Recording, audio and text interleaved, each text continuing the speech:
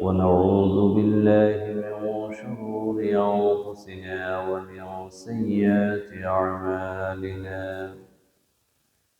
من يهده الله فلا مضل له ومن يضلل فلا هادي له. ونشهد أن لا إله إلا الله وحده لا شريك له. ونشهد أن سيدنا وحبيبنا ومولانا محمدا عبده ورسوله الذي أرسله بالحق بشيرا ونذيرا وداعيا إلى الله بإذنه وسراجا منيرا. فقد قال الله سبحانه وتعالى في كلامه المجيد وفي فرقانه العميد: أعوذ بالله من الشيطان الرجيم. بسم الله الرحمن الرحيم. والفجر وليال عشر والشفع والوتر والليل إذا يسر. وقال النبي صلى الله عليه وسلم: أفضل أيام الدنيا العشر، يعني عشر ذي الحجة. وقال الله تعالى في شان حبيبه ومحبوبه مخبرا وآمرا: إن الله وملائكته يصلون على النبي يا أيها الذين آمنوا صلوا عليه وسلموا تسليما. اللهم صل على محمد وعلى آل محمد كما صليت على إبراهيم وعلى آل إبراهيم إنك حميد مجيد. اللهم بارك على محمد وعلى آل محمد كما باركت على إبراهيم وعلى آل إبراهيم إنك حميد مجيد. الحمد لله।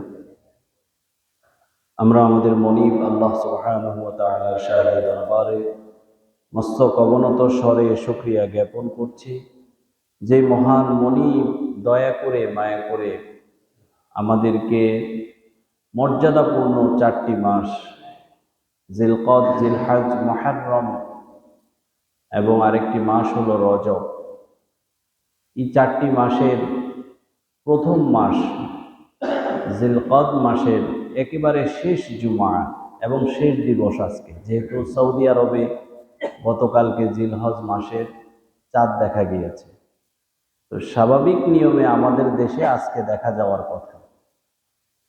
তাহলে বোঝা গেল আজকে একদিকে জুমাও শেষ জুমা, জিলকদ মাসের আজকে শেষ দিবস। মর্যাদাপূর্ণ একটি মাস চলে গেল। আগামী মাসটি আরো বেশি গুরুত্বপূর্ণ এবং মর্যাদাপূর্ণ মাস জিলহজ মাস। এটি আরবি মাসের সর্বশেষ মাস। আমরা আজকের এই জুমায় যারা যথাসময়ে উপস্থিত হতে পেরেছি, রবের শুকরিয়া আদায় করি, আমরা সকলে করি আলহামদুলিল্লাহ। এখনো যে সকল ভাইরা উপস্থিত হতে পারেননি, আল্লাহ সুবহানাহু ওয়া তাআলা তাদের সবাইকে নিরাপত্তার সাথে মসজিদে আসার সুযোগ করে দিন। আমরা সবাই বলি আমিন। দেশে এবং প্রবাসে আমাদের যে সমস্ত ভাই বোনগণ অসুস্থতা, পেরেশানি, বিভিন্ন রকমের ঝামেলার কারণে আমাদের সাথে আজকে পৃথিবীর বিভিন্ন মসজিদে একত্রিত হতে পারছেন না। আল্লাহ সুবহানাহু ওয়া তাআলা আমাদের সে সমস্ত ভাই বোনদের অসুস্থতা, দুশ্চিন্তা, পেরেশানি দূর করে দিন। আমরা সবাই বলি আমিন। যে সমস্ত মুসলিম ভাই বোনরা এখনো নামাজ পড়েন না, আমরা দোয়া করি আল্লাহ সুবহানাহু ওয়া তাআলা তাদের সবাইকে হেদায়েত দিয়ে নামাজি বানিয়ে দেন। সম্মানিত মুসল্লিয়ান ইকরাম, জিলহজ মাস অত্যন্ত গুরুত্বপূর্ণ এবং মর্যাদাপূর্ণ মাস। আল্লাহ সুবহানাহু ওয়া তাআলা কুরআনুল কারীমের একটি সূরা শুরুতেই বলেছেন, ওয়াল ফাজরি ওয়া লায়ালিন আশর। আল্লাহ কসম করেছেন, ফজরের কসম আর 10 রাত্রির কসম। মুফাসসিরিনগণ লেখেন এই 10 রাত্র বলতে জিলহজ মাসের 10 রাত্রকে বোঝানো হয়েছে। জিলহজ মাসের প্রথম 10 রাত্রকে বোঝানো হয়েছে, 10টা দিনকে বোঝানো হয়েছে। অত্যন্ত গুরুত্বপূর্ণ এই 10টি দিন। বিশেষ করে এই মাসের 8 তারিখ থেকেই হাজিদের কার্যক্রম শুরু হয়। প্রথম এই 8 তারিখটাকে বলা হয় পানি পানের দিবস। আজকের এই 8 তারিখ, এই মাসের 8 তারিখে হাজিগণ মিনায় গিয়ে অবস্থান করে। আর 9 তারিখ ফজরের নামাজের পর থেকে সারাদিন আরাফার ময়দানে অবস্থান করেন, ইবাদত বান্দিগি করেন, তাসবিহ তাহলিল জিকির আজকার করেন। সেখানে জোহর এবং আসর একসাথে, একই সময়ে জোহর এবং আসর একসাথে আদায় করেন। এরপরে মাগরিবের আগ পর্যন্ত হাজিগণ সেখানে অবস্থান করেন। সেখানে প্রতি ইঞ্চি জায়গা দোয়া কবুলের জায়গা। আল্লাহ আমাদের সবাইকে ওই ময়দানে উপস্থিত হওয়ার তৌফিক দান করুন। সবাই ইচ্ছা থাকতে হবে, ইচ্ছা থাকলে আল্লাহ ব্যবস্থা করে দিবেন। ওই ময়দানটা আসলেই ওইখানে যারা গেছেন ওনারা জানেন যে ওই ময়দানে গেলে মনটা অটোমেটিক নরম হয়ে যায়, চোখের পানি এমনিতেই চলে আসে, এবং সেখানে পুরো জায়গাটাই হলো দোয়া কবুলের জায়গা। আপনি সেখানে যেখানে যান, জাবালে রহমতে যান, আপনি ক্যাম্পে থাকেন, মসজিদে নামিরায় যান, যেখানেই থাকেন, প্রতিটা জায়গায় হলো দোয়া কবুলের জায়গা। আর এই দিন আল্লাহ সুবহানাহু ওয়া তাআলা এত বেশি মানুষকে ক্ষমা করেন, আর কোনোদিন আল্লাহ এত বেশি মানুষকে ক্ষমা করেন না, আরাফার দিন। এরপরে হাজিরা সেখান থেকে সন্ধ্যায় মুজদালিফায় চলে আসেন, রাত্রি সেখানে অবস্থান করেন। পরের দিন অর্থাৎ 10 তারিখ সকালবেলায় হাজিগণ চলে যান জামারায়, সেখানে কঙ্কর নিক্ষেপ করে তারপরে কাবাতে এসে কোরবানি করে, মাথা মুন্ডিয়ে, তারপরে সাই করে এবং তাওয়াফ করার মাধ্যমে হজের মৌলিক কার্যক্রম। এরপরে আর বাকি 2 দিন মিনায় অবস্থান করে শুধু কঙ্কর নিক্ষেপ করা। টোটাল হজের কার্যক্রম হলো 5 দিন। তো এই হাজিগণ তো সেখানে থেকে এটা করবেন। আমাদের জন্য এই 10 দিনে কিছু করণীয় আছে কিনা? অবশ্যই আমাদের জন্য বিরাট ফজিলতপূর্ণ এই 10 দিবসে আমাদের জন্য অনেকগুলো করণীয় আছে।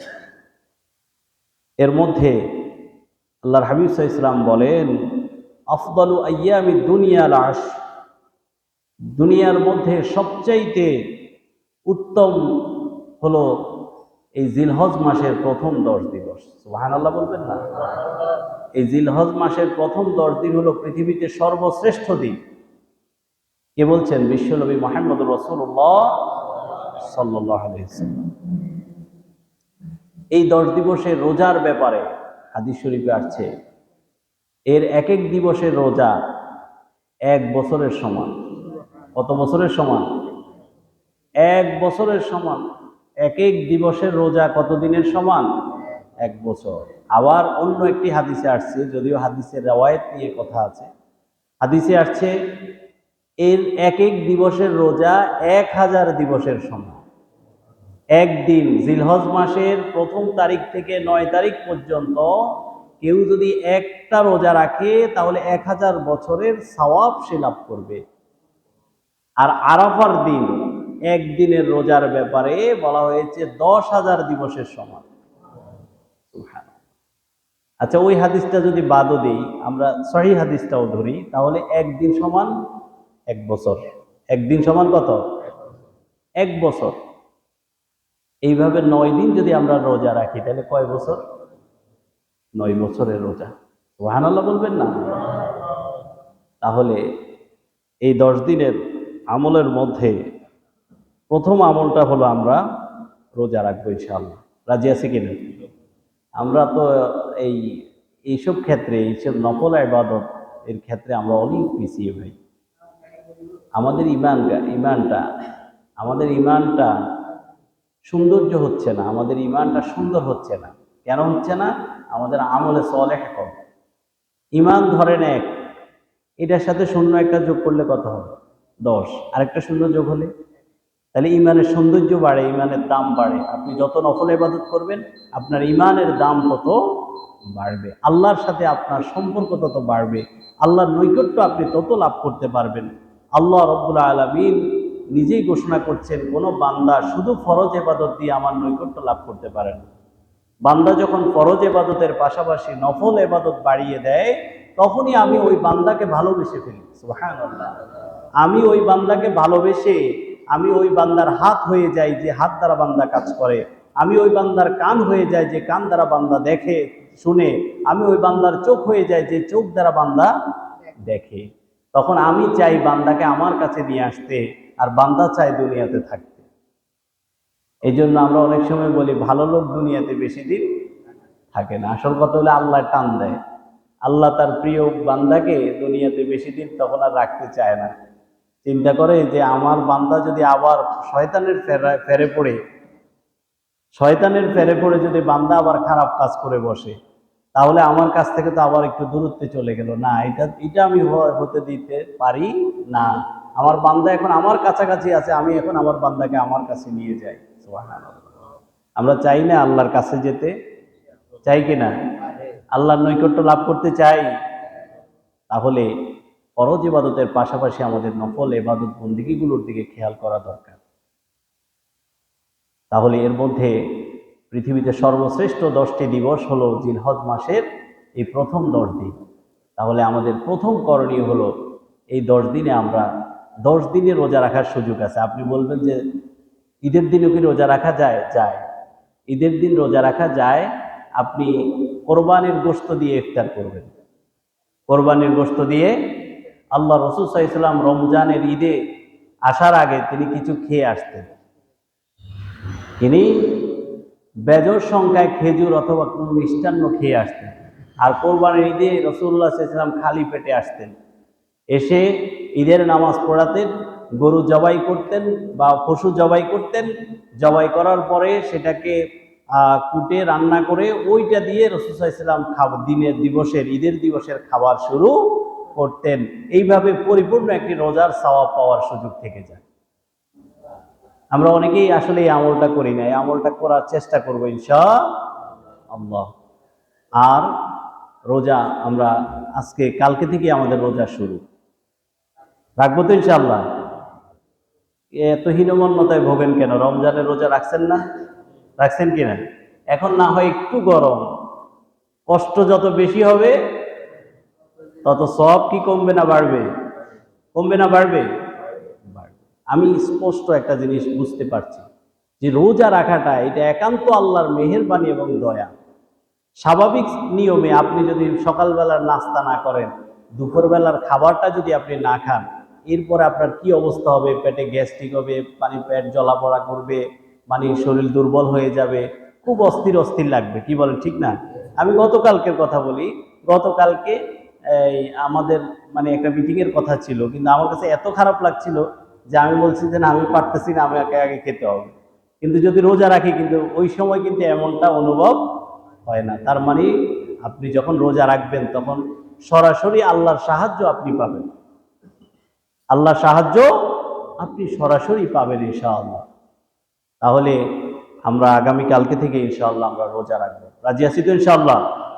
আমরা ইনশাআল্লাহ রোজা রাখবো আগামীকালকে থেকে। বিশেষ করে আরাফার দিনের রোজার ব্যাপারে আল্লাহ রাসূল সাল্লাল্লাহু আলাইহি ওয়াসাল্লাম বলেন, সিয়ামু ইয়াউমি আরাফা আহতাসিবু আলাল্লাহি আন ইউকাফফিরা আস-সানাতাল্লাতী ক্বাবলা ওয়াস-সানাতাল্লাতী বা'দা। আমি আশা করি আরাফার দিনের একটা রোজা বিগত 1 বছর এবং আগামী 1 বছর গুনার কাফফারা হয়ে যাবে।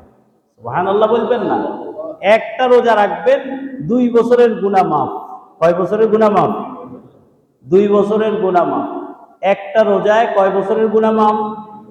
2 বছর। ওই রোজাটা কোন রোজা? আরাফার দিনের রোজা। এখন আসেন, আরাফার দিন কোন দিন? এটা নিয়ে আমাদের দেশে কি আছে? ঠেলাঠেলি আছে না? এখন সৌদি আরবে যেদিন আরাফার দিন, ওই দিন আমাদের 8ই জিলহজ। কি বলেন, ঠিক কিনা? আর সৌদি আরবে যেদিন ঈদের দিন, ওই দিন আমাদের 9ই জিলহজ তথা ইয়ৌমে আরাফা, যেটাকে আমরা বলি। তাহলে আমরা এখন আমাদের দেশে আমরা এটা নিয়ে চিন্তার মধ্যে আছি যে আমরা আরাফার দিনে রোজা রাখলে কোনটা রাখবো।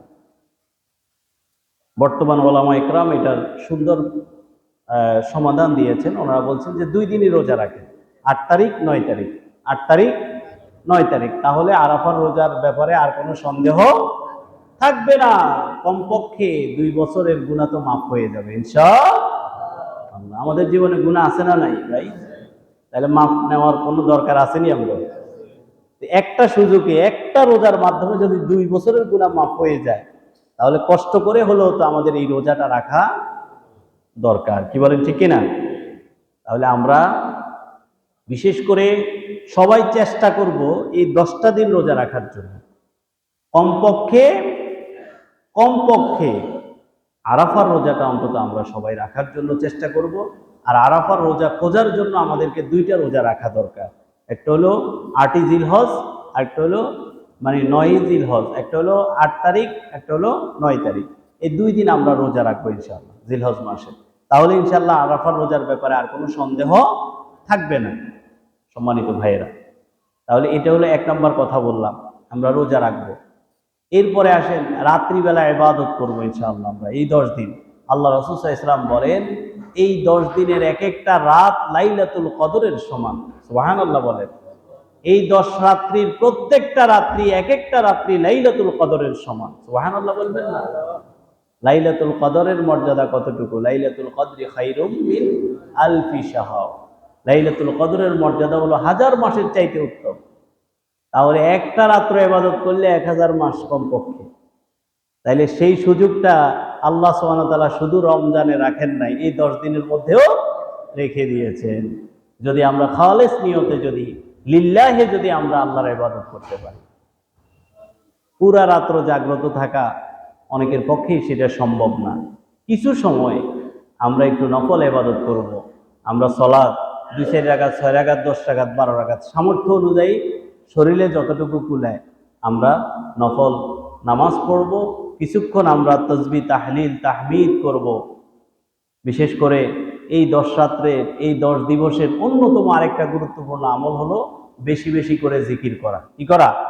তাহলে আমরা এই 10 রাত্রে আমরা একটু জিকির আজকার করব, আল্লাহর কাছে একটু কান্নাকাটি করব। ইনশাআল্লাহ প্রত্যেকটা রাত্রকে আল্লাহ লাইলাতুল কদর হিসেবে আমাদের পক্ষ থেকে কবুল করে নেবেন। তাহলে আমরা এই 10 রাত্রিগুলোতে আমরা ইবাদত করব। রাজি আছি তো ইনশাআল্লাহ? কিছু সময় আমরা ইবাদত করার চেষ্টা করব। আরেকটা গুরুত্বপূর্ণ বিষয় হলো, শুধু এই 10 রাত্র না, আপনার এই যে 4টা মাস আছে, 4টা মাস, কয়টা মাস? মর্যাদাপূর্ণ 4টা মাসের কথা বলা হয়েছে। ফালা তাজলিমু ফীহিন্না আনফুসাকুম। আল্লাহ রাব্বুল আলামিন বলছেন, এই মাসগুলোর মধ্যে তোমরা নিজেদের উপর নিজেরা জুলুম করিও না। নিজেদের উপর নিজেরা জুলুম করার মানে কি ভাই? নিজে পাপ করা। পাপ করলে ক্ষতিটা কার? কার উপরে কে জুলুম করলাম? আমার নিজের উপরে আমি নিজে জুলুম করলাম। কারণ আমি পাপ করলে আমার রবের কোনো ক্ষতি আছে? ক্ষতি আছে? আমরা যদি পৃথিবীর সবাই যদি আল্লাহর নাফরমানি করি, পাপ কাজে লিপ্ত হই, আল্লাহর মর্যাদা কি কমে যাবে? নাউজুবিল্লাহ, আল্লাহর মর্যাদা কমবে না। তাহলে আমি পাপ করলে ক্ষতিটা কার হলো? এই কারণে তো আমাদের বাবা আল্লাহর কাছে দোয়া করেছেন, আল্লাহুম্মা ইন্নী যালামতু নাফসি যুলমান কাসীরা ওয়া লা ইয়াগফিরুয যুনুবা ইল্লা আনতা ফাগফিরলি মাগফিরাতাম মিন ইনদিকা ওয়ারহামনি ইন্নাকা আনতাল গফুরুর রহিম। আবার আল্লাহ বান্দাদেরকে ডাকে বলতে, কুল ইয়া ইবাদিয়াল্লাযীনা আসরাফু আলা আনফুসিহিম লা তাকনাতু মির রাহমাতিল্লাহ। তাহলে আমি যদি পাপ করি, ক্ষতিটা কার? ক্ষতিটা কার? আমার নিজের ক্ষতি। আমি পাপ করলে ক্ষতি কার? আমার নিজের সম্মানিত ভাইয়েরা। তাহলে এই জন্য এই 10 দিবস সহ এই 4টা মাস আমরা নিজেরা নিজেদের উপর জুলুম করা থেকে বিরত থাকতে হবে। ফালা তাজলিমু ফীহিন্না আনফুসাকুম, তোমরা এই মাসগুলোর মধ্যে নিজেদের উপর নিজেরা জুলুম করিও না। তার মানে কমপক্ষে 4 মাসের কথা তো বলা হয়েছে, এই 10 দিন যেহেতু ফজিলতপূর্ণ দিবস, এই 10 দিবসে আমরা পাপ কাজ থেকে বেশি বেশি বেঁচে থাকার জন্য চেষ্টা করব ইনশাআল্লাহ। সম্মানিত ভাইয়েরা, এরপরে গুরুত্বপূর্ণ করণীয় বিষয় আমরা একটু খেয়াল করি, সবাই একটু খেয়াল করি। এই 10 দিবসে বিশেষ করে আমরা যারা কোরবানি করার জন্য নিয়ত করেছি, আমরা যারা কোরবানি করার জন্য নিয়ত করেছি তাদেরকে রাসূলুল্লাহ সাল্লাল্লাহু আলাইহি ওয়াসাল্লাম বলেছেন, মান রাআ হিলালা যিল হিজ্জাতি ওয়া আরাদা আন ইউযহিয়া ফালা ইয়াকুদান্না মিন শা'রিহি ওয়ালা মিন আযফারিহি। যারা নাকি তোমাদের মধ্যে যারা চাঁদ দেখবে, কি দেখবে? জিলহজ মাসের চাঁদ দেখবে এবং মনে মনে এরাদা করবে যে আমি কোরবানি করব, তারা যেন তাদের চুল এবং নখ না কাটে। চুল বলতে যত ধরনের চুল আছে, মাথার চুল থেকে নাভির নিচ পর্যন্ত যতগুলো চুল আছে সমস্ত চুলকে বোঝানো হয়েছে। আর হলো হাত পায়ের নখ, এগুলো যেন তারা না কাটে। এটাকে নিষেধ করেছেন রাসূলুল্লাহ সাল্লাল্লাহু আলাইহি ওয়াসাল্লাম। অন্য একটি হাদিসে এসেছে, কেউ যদি এই আমলটা করে আল্লাহ সুবহানাহু ওয়া তাআলা তাকে একটি হজের সওয়াব দান করবে। সুবহানাল্লাহ বলে, এখন কত লাখ টাকা লাগে হজে? 7-8 লাখ টাকা লাগে। এখন আপনি যদি এই আমলটা করেন তাহলে আপনি একটি হজের সওয়াব পাবেন। আরো একটা আমল আছে, খুব সহজ আমল, যে আমল করলে একটা হজ এবং একটা উমরার সওয়াব পাওয়া যাবে। সেটা কোনটা জানেন? ফজরের সালাতের পরে অল্প সময়, আমি খেয়াল করে দেখছি যে কত আধা ঘন্টা সর্বোচ্চ হতে পারে, আধা ঘন্টা সময় যদি আপনি মসজিদে অবস্থান করে একটু জিকির আজকার করেন, কোরআন তেলাওয়াত করেন, এরপরে সূর্য যখন গাছের উপরে উঠে যাবে এতটুকু পরিমাণ, অর্থাৎ লালচে বর্ণ থেকে সূর্য পরিপূর্ণতার দিকে ফিরে আসবে, ওই সময় যদি আপনি কেউ যদি 2 রাকাত সালাত আদায় করে, কয় রাকাত? মাত্র 2 রাকাত সালাত আদায় করে, আল্লাহর হাবিব বলেন আল্লাহ সুবহানাহু ওয়া তাআলা তাকে একটি হজ এবং একটি উমরার সওয়াব দান করবেন। এই কথা বলে রাসূল সাল্লাল্লাহু আলাইহি ওয়াসাল্লাম চুপ করেন নাই, আরো বাড়াই বললেন যে তাম্মান তাম্মান তাম্মান, পরিপূর্ণ পরিপূর্ণ পরিপূর্ণ। সুবহানাল্লাহ। তার মানে একটা পরিপূর্ণ হজ এবং একটা পরিপূর্ণ উমরার সওয়াব সে লাভ করবে। তাহলে এই অল্প একটু সময় যদি আমরা ইবাদত করি, কি বলেন, আমাদের অনেকের পক্ষেই হয়তো হজ উমরা করা সম্ভব হবে না এখন যে অবস্থা আর কি। তাহলে এই অল্প একটু ইবাদত করে প্রতিদিন আমরা একটা কবুল হজ একটা কবুল উমরার সওয়াব লাভ করতে পারি। সুবহানাল্লাহ বলবেন না? তাহলে এই নফল ইবাদতগুলো আমাদের করা দরকার, বেশি বেশি করে করা দরকার, এই সুযোগগুলো আমাদের খোঁজা দরকার। আমরা দেখেন কিছু কেনার জন্য অফার খুঁজি, কি বলেন, ঠিক না? আমি মোটরসাইকেল কিনছি, তখন একটা অফার পাইছি, আমার কাছে টাকা ছিল না, আরেকজন থেকে টাকা নিয়ে তাড়াতাড়ি কিনতে হবে, তাহলে আমি অফারটা পাবো, আমি তাড়াহুড়ো করছি। কেউ মোবাইল কেনার সময় অফার খোঁজে, কেউ কোনো কিছু কেনার জন্য, এখন কোরবানির এই যে গার্মেন্টস মালিকেরা বিভিন্ন অফার দেয় বিভিন্ন সময়, রমজান আসলে তাফিমুল কোরআনের উপর অফার আসে, তো এই মাসে মানুষের বেশিরভাগ তাফসির কিনে, অর্থাৎ বিভিন্ন কোম্পানি বিভিন্ন সময় অফার দেয়, আর আমরা এই অফারগুলো আশায় পড়ে থাকি। কিন্তু আল্লাহ সুবহানাহু ওয়া তাআলার পক্ষ থেকে প্রতিনিয়ত আমাদের জন্য বিশেষ বিশেষ কিছু অফার আল্লাহর পক্ষ থেকে ঘোষিত, আমরা এই অফারগুলো গ্রহণ করতে চাই না, কারণ এই অফারের সুবিধাগুলো আমরা সরাসরি দেখি না, কি বলেন, ঠিক কিনা? কিন্তু আল্লাহর প্রতি তো আমাদের বিশ্বাস আছে, কি বলেন, আছে কি নাই? নবী মুহাম্মদ রাসূলুল্লাহ সাল্লাল্লাহু আলাইহি ওয়াসাল্লামের প্রতি পরিপূর্ণ বিশ্বাস আমাদের আছে কিনা? তাহলে আল্লাহ এবং তার রাসূল কর্তৃক ঘোষিত এই অফারগুলো একজন মুমিন হিসেবে আমাদের গ্রহণ করার দরকার আছে না নাই? এই জন্য আমরা এই অফারগুলো গ্রহণ করার জন্য চেষ্টা করব। এবার আসেন, আমরা অনেকেই হয়তো কোরবান দিতে পারবো না, তাহলে আমরা কি এটা করতে পারবো? হাদিস শরীফ আছে, হ্যাঁ, কেউ যদি কোরবান নাও দেয়, সে যদি এই 10 দিনের কোরবানির আগ পর্যন্ত মাথার চুল দাড়ি এগুলো যদি না ছাটে আর যদি হাত পায়ের নখ না কাটে, তাহলে আল্লাহ তাকেও একটি কবুল হজের সওয়াব দান করবেন। সুবহানাল্লাহ বলবেন না? তাইলে আমরা সবাই আজকে থেকে, যেহেতু আজকে আসরের আগেই মানে সূর্যাস্তের আগেই আমরা কি করব, এই কারো শেভ করার দরকার থাকলে আমরা শেভ করে নিব, কারো চুল নখ টক কাটা না থাকলে আমরা নখ টক কেটে নিব, কি ঠিক আছে? বাকি এই 10 দিন আমরা এই আমলটা করব যে আমরা নখ চুল আর কাটবো না, দাড়ি টাড়ি আর ওই 10 দিনে আমরা হাত দেবো না। কোরবানি করার পরে কি আমরা আবার চুল না দাড়ি টাড়ি যা কাটা দরকার আমরা সেটা কাটবো ইনশাআল্লাহ। আমরা এই আমলটা করার জন্য চেষ্টা করব। আল্লাহ সুবহানাহু ওয়া তাআলা কবুল করুন, সবাই বলে আমিন। এরপরে আসেন, এই 10 দিনে বেশি বেশি করে জিকির করা, বেশি বেশি করে কি করা? জিকির করা। আল্লাহ হাবিব সাল্লাল্লাহু আলাইহি ওয়াসাল্লাম বলেন, মা মিন আইয়ামিল আমালুস সালিহ ফিহা আহাব্বু ইলাল্লাহি মিন হাযিহিল আইয়াম, ইয়ানি আইয়ামাল আশ। ক্বালু ইয়া রাসূলুল্লাহ ওয়ালাল জিহাদু ফি সাবিলিল্লাহ?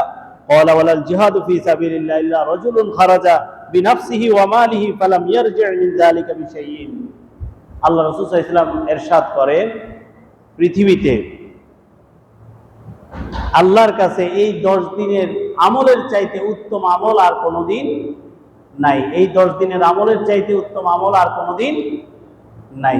কে বলছেন? বিশ্বনবী মুহাম্মদুর রাসূলুল্লাহ সাল্লাল্লাহু আলাইহি ওয়াসাল্লাম। একজন সাহাবী জিজ্ঞেস করলেন, আল্লাহর পথে জিহাদটাও কি এর থেকে উত্তম নয়? আল্লাহ রাসূল বলেন, না, আল্লাহর পথে জিহাদটাও এর থেকে উত্তম নয়, তবে ওই লোকটার বিষয়টা ভিন্ন, যে কিনা তার সম্পদ এবং তার জীবনটা নিয়ে জিহাদের ময়দানে গিয়েছে এবং তার সম্পদ এবং জীবনটাকে সে সেখানেই শেষ করে দিয়েছে, সে আর বাড়ি ফিরে আসে নাই। এই লোকটার হিসাবটা ভিন্ন। এই ছাড়া আর যে কোনো মুজাহিদের চাইতে এই 10 দিনের আমল আল্লাহর কাছে বেশি প্রিয়। বলেন সুবহানাল্লাহ।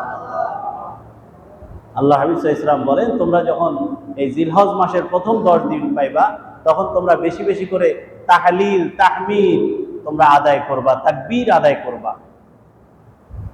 এই 10 দিন বেশি বেশি করে সুবহানাল্লাহ সুবহানাল্লাহ সুবহানাল্লাহ, আলহামদুলিল্লাহ আলহামদুলিল্লাহ আলহামদুলিল্লাহ আলহামদুলিল্লাহ। এরপরে তাহলিল লা ইলাহা ইল্লাল্লাহ লা ইলাহা ইল্লাল্লাহ লা ইলাহা ইল্লাল্লাহ। এরপরে তাকবীর, আল্লাহু আকবার আল্লাহু আকবার। পড়েন না? এগুলো পড়লে কি গুনাহ হবে? পড়েন না? আল্লাহু আকবার আল্লাহু আকবার আল্লাহু আকবার। এইভাবে এই 10 দিন অন্যতম আমল হলো আর বেশি বেশি করে তাসবিহ তাহমিদ তাহলিল তাকবীর এগুলো বেশি বেশি করে করা। তাহলে আমরা এই 10 দিন ইনশাআল্লাহ এটার উপর আমল করব। রাজি আছি তো ইনশাআল্লাহ? বেশি বেশি করে যেখানেই থাকি সর্বক্ষণ আমরা ওয়াসাব্বিহুহু বুকরাতাও ওয়া আসীলা বেশি বেশি করে আমরা আল্লাহর তাসবিহ পাঠ করব। কারণ আল্লাহ যত নিয়ামত আমাদেরকে দিয়েছেন, এই নিয়ামত আমরা শুকরিয়া আদায় করে শেষ করতে পারবো ভাই? ওয়া ইন তাউদ্দু নি'মাতাল্লাহি লা তুহসুহা, হিসাব করে শেষ করতে পারবো না। এই জন্য আল্লাহ কোরআনে বলছেন, লা ইন শাকারতুম লা আযীদান্নাকুম। ও বান্দা, তুমি যদি আমার নিয়ামতের শুকর আদায় করো, আমি তোমাকে আমার নিয়ামত আরো বাড়াই দেব। আল্লাহর কাছে কোনো কিছুর অভাব আছে নি ভাই? এই আমি পাইছি, কে যেন আপনারা পাইছে। আমি আল্লাহর কাছে যখন যা পাইছি আমি কখনো বঞ্চিত হই নাই। আল্লাহ সুবহানাহু ওয়া তাআলার কাছে যখন যা চেয়েছি, যখনই রিজিক সংকট দেখা দিয়েছে, তখনই আল্লাহর হাবিবের শেখানো একটা দোয়া আমি পড়েছি না, আল্লাহুম্মা কফিনি বিহালালিকা আন হারামিকা ওয়া আগনিনি বিফদলিকা আম্মান সিওয়াক। রাসূলুল্লাহ সাল্লাল্লাহু আলাইহি ওয়াসাল্লামের শেখানো দোয়া, আল্লাহুম্মা কফিনি বিহালালিকা আন হারামিকা ওয়া আগনিনি বিফদলিকা আম্মান সিওয়াক। রিজিক সংকট দেখা দিলে এই দোয়াটা পড়বেন। আমি গ্যারান্টি দিলাম, বিশ্বনবী সাল্লাল্লাহু আলাইহি ওয়াসাল্লামের শেখানো দোয়া, এই দোয়া যদি আপনি পড়েন, আল্লাহ সুবহানাহু ওয়া তাআলা অতি অল্প সময়ের মধ্যে আপনার রিজিকের মধ্যে বারাকা দিয়ে দিবেন। আমরা তো অস্থির হয়ে যাই, আমরা তো একটু রিজিকের সংকট দেখা দিলেই আল্লাহকে ভুলে আমরা শুধু মহাজনের কাছে দৌড় দিই, আল্লাহর কাছে ধর্ণা দেই না। আপনি কয়েকদিন আমল করে দেখেন, আপনার রিজিকের সংকট আছে, আপনি আমল করে দেখেন, আল্লাহুম্মা কফিনি বিহালালিকা আন হারামিকা ওয়া আগনিনি বিফদলিকা আম্মান সিওয়াক। আপনি দেখবেন আল্লাহ সুবহানাহু ওয়া তাআলা আপনার রিজিকের মধ্যে বারাকা দিয়ে দিবেন এবং এমন এমন জায়গা থেকে আপনার রিজিকের ব্যবস্থা করে দিবেন আপনি নিজে কল্পনাও করতে পারবেন না। আল্লাহ সুবহানাহু ওয়া তাআলা নিজেই বলছেন যে, বান্দা, আমি তোমাকে এমন এমন জায়গা থেকে রিজিকের ব্যবস্থা করব যেটা তুমি কল্পনাও করো না। সুবহানাল্লাহ করবেন না? সম্মানিত ভাইয়েরা, তাহলে আসুন আমরা এই 10 দিন বেশি বেশি করে জিকির করব আল্লাহর দরবারে।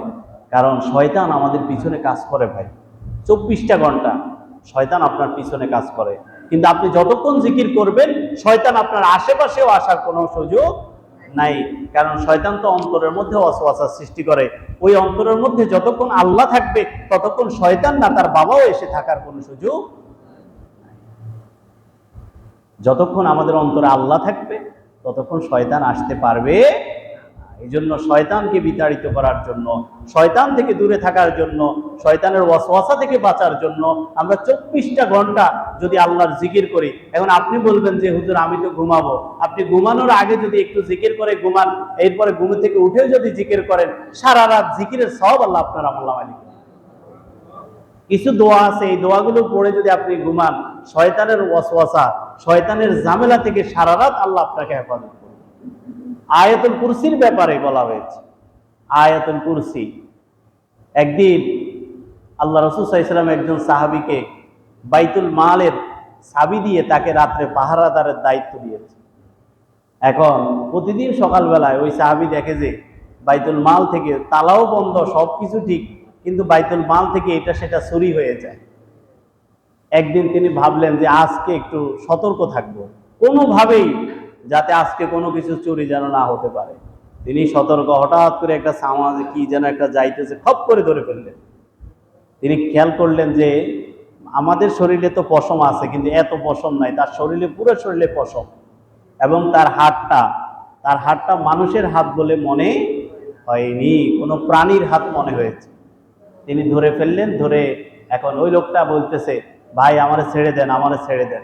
না, তোকে আজকে আর ছাড়বো না, তোকে ধরছি তো ধরছি, কালকে রাসূলুল্লাহ সাল্লাল্লাহু আলাইহি ওয়াসাল্লামের কাছে নিয়ে তারপরে বিচার করব, তুই প্রতিদিন এখান থেকে চুরি করস। এবার ওই লোকটা বলল যে ভাই আপনি যদি আমারে ছেড়ে দেন তাহলে আমি আপনাকে এমন একটা দোয়া শিখিয়ে দেব, যেই দোয়াটা আপনি যদি আমল করেন আর কেউ আপনার এখান থেকে চুরি করতে পারবে না। তিনি চিন্তা করলেন যে এটা তো একটা স্থায়ী সমাধান, এটা একটা কি স্থায়ী সমাধান। বলে ঠিক আছে, তোমাকে এই শর্তে ছেড়ে দিব। তো সে বলল, আপনি যদি রাত্রে আয়াতুল কুরসি পড়ি শোন, তাহলে আপনার সমস্ত সম্পদের রক্ষণাবেক্ষণের দায়িত্ব আল্লাহ সুবহানাহু ওয়া তাআলা নিয়ে নেবেন। আয়াতুল কুরসি পড়ে যদি আপনি ঘুমান, তখন তার সাথে শর্ত অনুযায়ী তাকে ছেড়ে দিয়েছে। সকালবেলায় রাসূলুল্লাহ সাল্লাল্লাহু আলাইহি ওয়াসাল্লামের দরবারে এসে ওই সাহাবী যখন ঘটনাটা বর্ণনা করলেন, তখন আল্লাহ রাসূল বললেন, খবিশটা সারা জীবন মিথ্যা বললেও এই একটা সত্য কথা বলেছে। মানে শয়তানটা সারা জীবন তো মিথ্যাই বলছে, মিথ্যা ধোঁকাই তো আমাদেরকে দিচ্ছে, কি বলেন ঠিক কিনা? মিথ্যা আশ্বাসই তো আমাদেরকে দিচ্ছে, আমাদেরকে আমাদের জান্নাত থেকে, আমাদের মঞ্জিল থেকে দূরে সরানোর জন্য সে চেষ্টা করছে। কিন্তু সে এই একটা কথা সত্য বলেছে। আল্লাহ রাসূল আরো বলেন, কেউ যদি 5 ওয়াক্ত সালাতের পরে একবার করে আয়াতুল কুরসি পড়ে, কয়বার করে? একবার করে যদি কেউ 5 ওয়াক্ত সালাতের পরে একবার করে, কতক্ষণ লাগবে একবার করে পড়তে ভাই? আধা মিনিট সময়ও লাগে না, কি বলেন ঠিক কিনা? একটু দ্রুত পড়লে আর একটু আস্তে পড়লে হয়তো 1 মিনিট সময় লাগতে পারে, কি বলেন ঠিক কিনা? কেউ যদি একবার আয়াতুল কুরসি 5 ওয়াক্ত সালাতের পরে 5 বার পড়ে, আল্লাহ রাসূল সাল্লাল্লাহু আলাইহি ওয়াসাল্লাম বলেন তার জান্নাতে যাওয়ার জন্য তার একটা বাধা থাকে, একটা বাধা থাকে শুধু। সেই বাধাটা কি? তার মৃত্যু। সেই বাধাটা কি? তার মৃত্যু। অর্থাৎ দুনিয়া থেকে কেউ জান্নাতে যেতে পারবে না। এই জন্য তার মৃত্যুটা হলো তার বাধা। ওই লোকটা মরার সাথে সাথে আল্লাহ তাকে জান্নাত দিয়ে দিবে। সুবহানাল্লাহ বলেন। তাহলে এই আমলটা কি আমরা করতে পারবো না ভাই? এটা কি বেশি কঠিন হবে? 5 ওয়াক্ত সালাতের পরে মনে করে একবার করে আয়াতুল কুরসি আমরা পড়ে নেব ইনশাআল্লাহ। সম্মানিত ভাইরা, তাহলে আমি বলছি এই 10 দিন আমরা বেশি বেশি করে জিকির করব। রাজি আছি তো ইনশাআল্লাহ? এরপরে আসেন, ওই যে কথাটা আগেই বলে ফেলছি, তাকবীর বলবো, জিকিরের মধ্যে অন্যতম একটি বিষয়। এই 10 দিন আল্লাহ তাআলা যেভাবে বলছেন, আযকুরুল্লাহ ফি আইয়ামিন মা'দুদাত, তোমরা এই নির্দিষ্ট দিবসগুলোতে বেশি বেশি করে তাকবীর বলো। আল্লাহু আকবার, আল্লাহু আকবার, লা ইলাহা ইল্লাল্লাহ, আল্লাহু আকবার, আল্লাহু আকবার ওয়া লিল্লাহিল হামদ। বিশেষ করে যে আমলটা 10 তারিখ থেকে 13 তারিখ পর্যন্ত যেটা আছে সেটা তো আমরা করবই। 9 তারিখ থেকে 13 তারিখ পর্যন্ত, 9 তারিখ ফজরের পর থেকে 13 তারিখ আসর পর্যন্ত প্রত্যেক সালাতের পরে একবার বলা ওয়াজিব। সেটা তো আমরা বলবোই। এছাড়া এই 10 দিন আমরা প্রতিদিনই আমরা এই আমলটা করতে থাকবো সব সময়, যে আল্লাহু আকবার, আল্লাহু আকবার, লা ইলাহা ইল্লাল্লাহু, আল্লাহু আকবার, আল্লাহু আকবার ওয়ালিল্লাহিল হামদ। এই দোয়াটা আমরা সব সময় করতে থাকবো ইনশাআল্লাহ। সম্মানিত ভাইয়েরা, সর্বশেষ হলো এই মাসের মধ্যে, এই 10 দিনের মধ্যে সবচেয়ে উত্তম আমল কোনটা? আমরা যারা হজে যাইতে পারি নাই, যারা হজে যেতে পেরেছে তাদের জন্য সর্বোত্তম আমল ছিল আরাফার দিন। আর আমাদের জন্য সর্বোত্তম আমল হলো, আল্লাহ রাসূল বলেন ঈদের দিনে সর্বোত্তম আমল হলো কোরবানি করা, কোরবানির ঈদের দিনে। এর থেকে বড় আমল ঈদের দিন আর নাই। এই জন্য সম্মানিত ভাইরা, আল্লাহ রাসূল সাল্লাল্লাহু আলাইহি ওয়াসাল্লাম বলেন, মান ওয়াজাদা সাআতান ফালাম ইউযাহি ফালা ইয়াহদুর মুসাল্লানা। যারা নাকি সামর্থ্যবান, কোরবানি দেওয়ার মতো সামর্থ্য আছে, দেওয়ার মতো অবস্থা আছে, অথচ সে কোরবানি দেয় না, সে যেন আমার ঈদগাহের মধ্যে না আসে, সে যেন আমার ঈদগাহের মধ্যে না আসে। খুব কঠিন কথা বলেছে সম্মানিত ভাইয়েরা। এই জন্য আমরা কোরবানি দেওয়ার জন্য চেষ্টা করি। আমরা তো এমনি আজে বাজে অনেক টাকা নষ্ট করি, কি বলে, ঠিক কিনা? ওই দিক থেকে কিছু খরচ বাঁচিয়ে সবাই কোরবানি দেওয়ার জন্য চেষ্টা করবো ইনশাআল্লাহ। কারণ কোরবানির এক একটা পশমের জন্য এক একটা নেকি আল্লাহ সুবহানাহু ওয়া তাআলা আমাদেরকে দান করবেন। সুবহানাল্লাহ বলবেন না? একজন সাহাবী জিজ্ঞেস করলেন, অসুফু ইয়া রাসূলুল্লাহ, ভেড়া আছে না, পশম বেশি কোনটার মধ্যে? ভেড়ার মধ্যে। তাহলে ভেড়ার কি ফজিলত? আল্লাহ রাসূল বলেন, বিকুল্লি শাআরাতিন বিনা সুফি হাসানা। ভেড়ারও প্রত্যেকটা পশমের বিনিময়ে আল্লাহ এক একটা করে নেকি কোরবান দাতার জন্য আল্লাহ দান করবে। সুবহানাল্লাহ বলেন, অনেক বড় ফজিলত ভাই। এই জন্য আমরা এই সবাই কোরবানি দেওয়ার জন্য চেষ্টা করব। আজকে আমি মৌলিক দুই একটা কথা বলছি কোরবানি সংক্রান্ত। আমরা ইনশাআল্লাহ আগামী জুমায় কোরবানির ব্যাপারে বিস্তারিত আলোচনা করব। এখন যেহেতু আমরা অনেকেই কোরবানির গরু কেনার জন্য আমরা চিন্তা করছি, গরুতে আমরা সর্বোচ্চ 7 শরিক আমরা দিতে পারবো। কয় শরিক? এছাড়া 1 শরিক, 2 শরিক, 3 শরিক, 4 শরিক, 5 শরিক, 6 শরিকও দেওয়া যাবে। অনেকে আছে 6 শরিক দিয়ে আবার 1 শরিক আল্লাহর রাস্তায়। কেন এখানে, কেন আল্লাহর রাস্তায়? আল্লাহর রাস্তায় এখানে হবে না। অনেকে আছে 7 ভাগ করে 8 ভাগ করে। ভাই এখানে 8 ভাগ করিয়েন না, এখানে কেন আপনি 8 ভাগ করবেন? আপনার 7 ভাগ করবেন, 7 ভাগ 7 জনকে বুঝাই দিবেন, 7 শরিকদারকে, তারা তাদের অংশ থেকে আল্লাহর রাস্তায় দিবে, তারা তাদের অংশ থেকে আল্লাহর রাস্তায়। বরং গরিবরা ঠকি যায়। আপনারা যদি 8 ভাগ করতে যান, আসলে গরিবরা ঠকি যায়। কি বলেন, ঠিক না? হয়তো আমার খেয়াল আছে আমি আরেকটু বেশি দিব, আমি হয়তো 2 শরিক দিলে আমি একটু বেশি করে দিব আল্লাহর রাস্তায়। অনেকের আছে এরকম সামর্থ্য আছে, পুরো বছর ব্যাপী গোশত কেনার সামর্থ্য আছে অনেকেরই, তারা একটু বেশি করেই তো আল্লাহর রাস্তায় দেয়। এটাই তো আমাদের দেশে আলহামদুলিল্লাহ আবহমান কাল থেকে আমাদের দেশে মানুষ গরিবদের সাথে এইভাবে মোটামুটি গরুর গোশতের ব্যাপারে, বিশেষ করে কোরবানির গোশত বিতরণের ব্যাপারে আমরা উদার অনেকে, আলহামদুলিল্লাহ। তাহলে সেক্ষেত্রে আমরা 7 ভাগ করলে 7 ভাগ করবেন, 8 ভাগ করার দরকার নেই। কি বলছি বুঝছেন নি? এরপরে এই বিষয়ে মাসআলা আরো বিস্তারিত আমরা আগামী জুমায় আলোচনা করব। এখানে হলো আপনি গরু, ছাগল বা যাই কিনবেন, পশুটা দেখে কিনবেন। কারণ অসুস্থ যদি কোনো পশু থাকে, যারা নাকি কোরবানির স্থানে হেঁটে যাওয়ার মতো সামর্থ্য থাকে না, ওই গরু দিয়ে কোরবানি দেওয়া জায়েজ, ওই পশু দিয়ে কোরবানি দেওয়া জায়েজ নাই। এরপরে দেখেন, শিংয়ের অর্ধেকের বেশি যদি ভাঙ্গা থাকে, অর্ধেকের বেশি, শিংয়ের অর্ধেকের বেশি, খেয়াল করবেন। এমনি শিং উঠে নাই সেটা ভিন্ন হিসাব, কিন্তু শিং উঠছে অর্ধেকের বেশি ভাঙ্গা, কান অর্ধেকের বেশি কাটা, কান অর্ধেকের বেশি কাটা, লেজ অর্ধেকের বেশি কাটা, এই অবস্থায় এইরকম পশুগুলো অসুস্থ পশু হিসেবে পরিগণিত হয়। এইরকম পশু দিয়ে কোরবানির পশু দেওয়া জায়েজ নাই। এই জন্য পশু কেনার সময় চিন্তা করবেন। এরপরে আরেকটা বিষয় মৌলিকভাবে বলে রাখি, কোরবানি অনেক সেন্সিটিভ একটা বিষয়। আপনার রুজি হালাল, কিন্তু আপনার এক শরিকদারের রুজি হারাম। ভাই এটা শুধু কোরবানির ব্যাপারে না, অন্যান্য ব্যাপারেও আছে, তবে কোরবানির ব্যাপারে স্পেশালি বলা আছে। একজনের রুজি যদি হারাম হয়, তাহলে সবার কোরবানির সমস্যা হয়ে যাবে। একজনের নিয়তে ঝামেলা হলে সবার কি হবে? কারণ লা ইয়ানালুল্লাহু লুহুমুহা ওয়ালা দিমাউহা ওয়ালাকিন ইয়ানালুহুত তাকওয়া মিনকুম। তোমাদের কোরবানির গোশত এবং রক্ত আমার কাছে পৌঁছায় না, তো বরং তোমরা এই কোরবানির মাধ্যমে যে পরহেজগারিতা অর্জন করছো, সেটাই কেবল আমার কাছে পৌঁছায়। কারণ হাবিল কাবিলের কোরবানি গত জুমায় আমরা আলোচনা করেছি। একজনের কোরবানি, দুইজন এক বাপের সন্তান, দুইজন নবীর সন্তান, একজন হাবিল আরেকজন কাবিল, দুইজনই এক নবীর সন্তান। কি বলেন ঠিক কিনা? দুইজন পৃথিবীর প্রথম মানুষ, এই দুইজন একসাথে কোরবানি দিয়েছে। একজনের কোরবানি আল্লাহ সুবহানাহু ওয়া তাআলা কবুল করেছেন, আরেকজনের কোরবানি, দুইজনে তো এক বাপের সন্তান। কি বলেন ঠিক কিনা? কিন্তু একজনের কোরবানি আল্লাহ কবুল করেছেন, আরেকজনের কোরবানি আল্লাহ কবুল করেন নাই। কিসের কারণে? নিয়তের কারণে। কিসের কারণে ভাই? নিয়তের কারণে। এই জন্যই বুখারী শরীফের প্রথম হাদিস, ইন্নামাল আমালু বিন্নিয়াত, সমস্ত কাজ নিয়তের উপর নির্ভর করে। কোন ইমানদার ব্যক্তি কোনো ভালো কাজের যখন নিয়ত করে, সাথে সাথে আল্লাহ সুবহানাহু ওয়া তাআলা ডান কাঁধের ফেরেশতাকে বলে, আমার বান্দা যে বিষয় নিয়ত করেছে অর্ধেক সওয়াব তাকে দিয়ে দাও। তাহলে নিয়তের গুরুত্ব আছে না নাই? এই জন্য নিয়তটা সহি করতে হবে। যে গোশত খাওয়া হয় কিও সিন্নি কদ্দুর হইব, বুঝলেন নে? কয় গোশত কদ্দুর হইব, সিন্নি কদ্দুর হইব, নতুন নতুন শব্দ ব্যবহার করা হয়। এগুলা চিন্তা করবেন না, চিন্তা করবেন মোটা তাজা সুস্থ সবল, এগুলো চিন্তা করবেন। এই গোশত কদ্দুর হইব, গোশত অনুযায়ী ঠকজি না। কয় ভাই আপনি ঠকছেন না জিতছেন? কয় ভাই গরুতে এত কিনছি, ঠকজি না জিতছি? আপনি কি ঠগা জিতার জন্য কোরবানি দিচ্ছেন? কি ঠগা জিতার জন্য কোরবানি দিচ্ছেন? আপনি কার জন্য দিচ্ছেন? ইব্রাহিম আলাইহিস সালাম যে নিয়তে ছেলেকে কোরবানি করেছেন, আমাদের নিয়তগুলো এরকম বিশুদ্ধ হওয়া দরকার। কি বলেন ঠিক কিনা? তাহলেই কেবল আমাদের কোরবানিগুলো আল্লাহর দরবারে কবুল হবে। নসের শুধু গোশত খাওয়া হবে, কিন্তু কোরবানি আল্লাহর দরবারে কবুল। এই জন্য নিয়তের বিশুদ্ধতা আমাদের দরকার। সম্মানিত ভাইয়েরা, আগামী জুমায় ইনশাআল্লাহ আমরা কোরবানির মাসাইলগুলো নিয়ে আমরা আলোচনা করবো ইনশাআল্লাহ। আজকে পর্যন্ত হাযা মা ইনদি ওয়া লিল